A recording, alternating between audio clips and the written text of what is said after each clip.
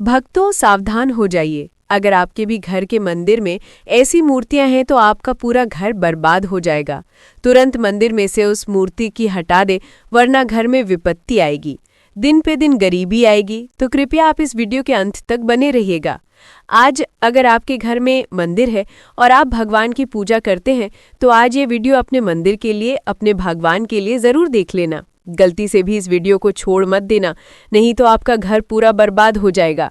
Video को हल्के में लेने की भूल बिल्कुल भी ना करें। घर में ऐसी गरीबी आएगी कि आपको खाने की दाने नसीब नहीं होंगे। आज नहीं तो कल, कल नहीं तो परसों, एक ना एक दिन ये वीडियो आपको ज़रूर देखनी पड़ेगी। तो हो सके तो बर्बाद होने से पहले ही इस वीडियो को देख लेना। घर परिवार बर्बाद होने से पहले ही बच जाएगा।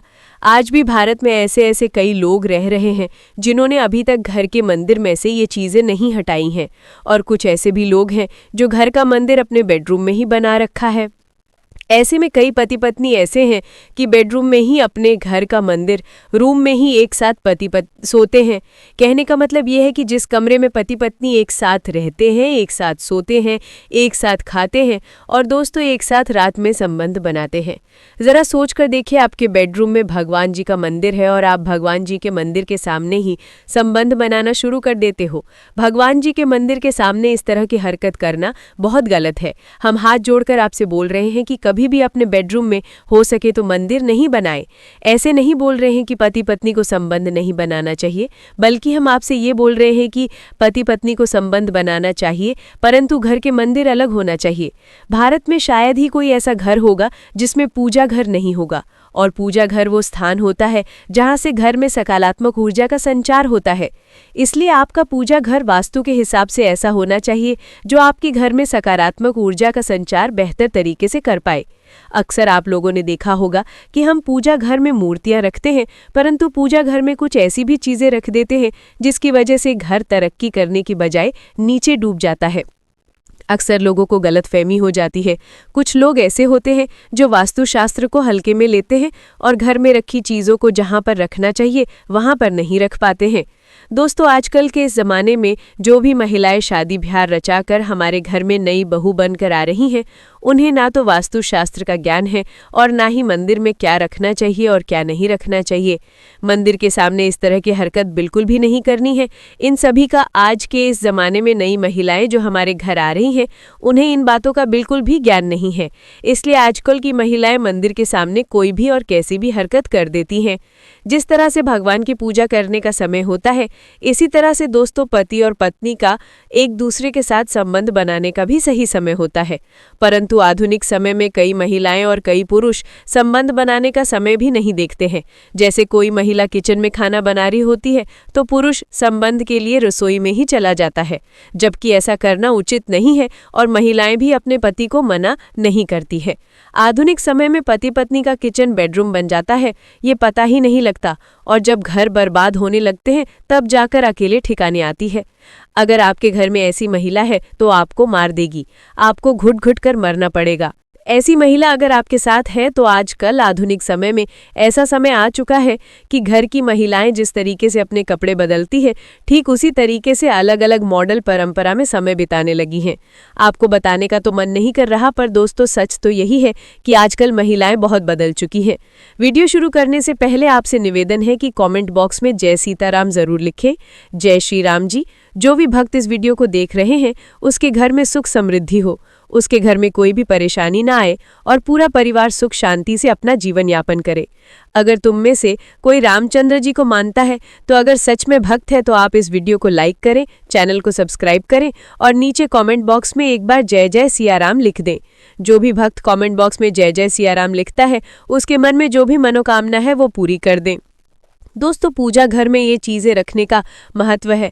अशुभ धन का नाश होता है और माँ ऐसे घर का त्याग कर देती है। इसी के साथ इस वीडियो में हम जानेंगे उन विशेष चीज़ों के बारे में जिनका पूजा घर में होना बेहद आवश्यक है। अगर आप घर में सुख, समृद्धि और धन की कामना करते हैं तो ये 3 चीज़ें पूजा घर में होना ज़रूरी है। स्वयं भगवान श्री कृष्ण ने बताया है कि प्रत्येक मनुष्य अपने घर में एक छोटा सा पूजा घर अथवा मंदिर ज़रूर बनाता है, जिसके अंदर वो अपने सभी प्रिय देवी देवता और उनसे जुड़ी महत्वपूर्ण चीज़ें श्रद्धा भाव के साथ रखता है। वो अपने मंदिरों में देवी देवताओं की तस्वीरें, पूजा पाठ का सामान आदि चीजें भी रखते हैं। परंतु हमारे शास्त्रों में मंदिर के अंदर कुछ चीजें रखना जितना फलदायक होता है, उतना ही कुछ चीजों का रखना अमंगल और अशुभ होता है। ये कुछ वस्तुएं ऐसी हैं जिनसे घर में नकारात्मकता बनी रहती है और लड़ाई झगड़े क्लेश और नुकसान होता है। आज हम जानेंगे ऐसी ही अशुभ चीजों के बारे में जिन्हें कई लोग जाने अनजाने में घर के मंदिर में रख देते हैं। अगर आपके पास भी ऐसी चीजें रखी हुई हैं तो उन्हें तुरंत वहां से हटाकर किसी दूसरे स्थान पर रख दें, परंतु पूजा घर में भूल से भी ना रखें। लोग ऐसा इसलिए करते हैं क्योंकि उन्हें लगता है कि ये चीजें धार्मिक है और इनकी भी पूजा की जानी चाहिए। दोस्तों, भगवान श्री कृष्ण कहते हैं कि कलयुग में मनुष्य कुछ अशुद्ध चीजों को धार्मिक मानकर उनकी पूजा करेगा, जिसे शास्त्रों में वर्जित समझा गया है। भगवान श्री कृष्ण ने इसकी भविष्यवाणी पहले ही की थी कि कलयुग में मनुष्य आधारवादी पक और धूप दान करेगा। दोस्तों, भारत की परंपरा मिट्टी से जुड़ी हुई है, इसलिए मंदिर में पारंपरिक मिट्टी का दीपक जरूर होना चाहिए।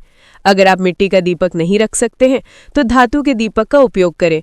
अगर भगवान में आपकी आस्था ज्यादा हो तो आप उपला रखकर गुड़ और घी का धूप भी दे सकते हैं। ऐसा करने से घर में सुख शांति बनी रहती है। दूसरी चीज है स्वास्तिक। घर के मंदिर में ये जरूर होना चाहिए। आप इसे रोली से बना लें, क्योंकि स्वास्तिक आपके घर की शक्ति, सौभाग्य, समृद्धि और शुभता का प्रतीक समझा जाता है। यही मुख्य कारण है कि कोई भी शुभ कार्य करने से पहले स्वास्तिक का चिन्ह जरूर बनाया जाता है। तीसरी चीज है कलश। भगवान श्री कृष्ण कहते हैं कि कलश सुख और समृद्धि का प्रतीक है। अपने मंदिर में रोली कुमकुम से स्वास्तिक बनाकर उस पर मंगल कलश जरूर रखें। ऐसा करने से घर में सदैव समृद्धि बनी रहती है और ऐश्वर्य की प्राप्ति होती है। चौथी चीज है शंख। बहुत कम लोग जानते हैं कि शंख की उत्पत्ति समुद्र मंथन के 14 रत्नों के साथ हुई थी। इसी कारण से शंख महालक्ष्मी को अत्यंत प्रिय है। शंख की ध्वनि से सकारात्मक ऊर्जा का संचार भी होता है, इसलिए मंदिर में शंख जरूर होना चाहिए। शंख की घर में उपस्थिति से महालक्ष्मी भी प्रसन्न होती है और उस घर में कभी भी धन की कमी महसूस नहीं होती। पांचवी चीज है घंटी। मंदिर में घंटी जरूर देखी होगी। सबसे पहली बात, गणेश जी की विषम संख्या में मूर्ति। घर में कभी भी गणेश जी की मूर्ति 3 अथवा 5 ऐसी विषम संख्या में ना रखें।